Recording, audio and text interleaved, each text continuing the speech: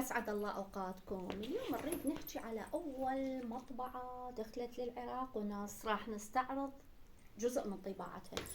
أول مطبعة دخلت للعراق سنة 1857 أدخلوها الآباء الدومينيكان لكنيستهم، وبالأحرى للدير مالتهم في مدينة الموصل في منطقة الساعة. جلبوها حتى يطبعون بها طباعة تخص ديانتهم، الديانة المسيحية. بدأت تطبع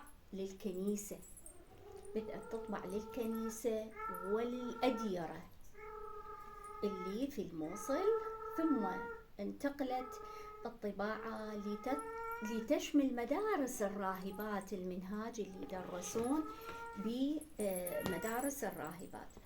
بقت تعمل هاي إلى أن سنة 1860 جلبوا ماكينة طابعة أحدث. بعد إيش صار توسعوا، وبدأوا يطبعون لسهل نينوى، وبدأوا يطبعون لكل أرجاء مدينة الموصل.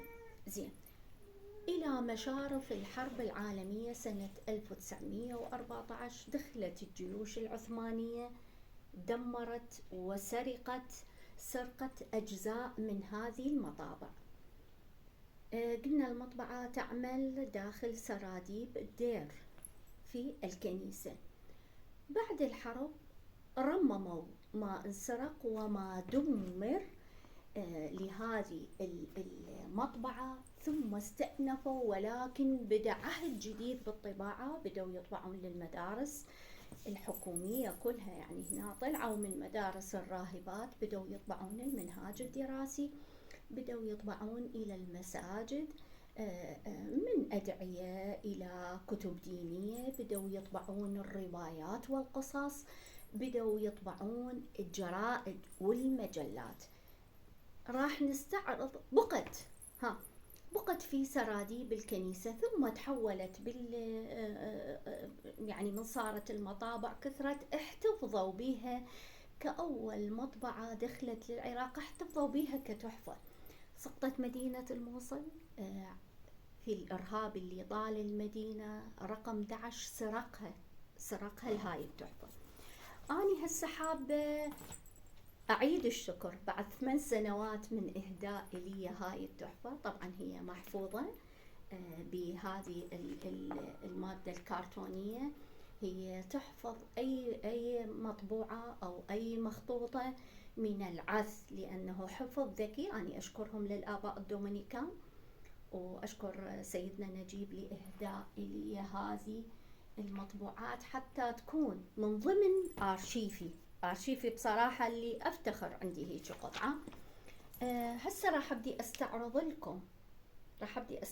لكم هاي التحف من المخطوطات.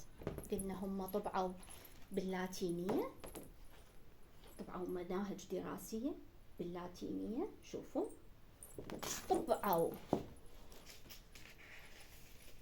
بالسريانية، لأنه الكتابة لمسيحيين الموصل وسهل نينوى. طبعوا،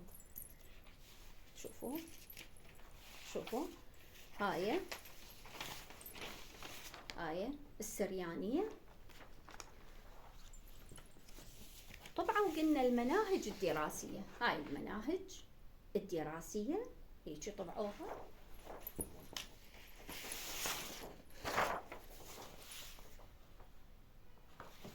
شوفوا، هذه دا أقرأ لكم التاريخ، هذه كلها مطبوعات 1914 وغيرها. هاي أنا هسه قررت أحولها إلى إطارات ولوحات، ولو هي هذه ضد العث، ولكن للحفاظ عليها أكثر.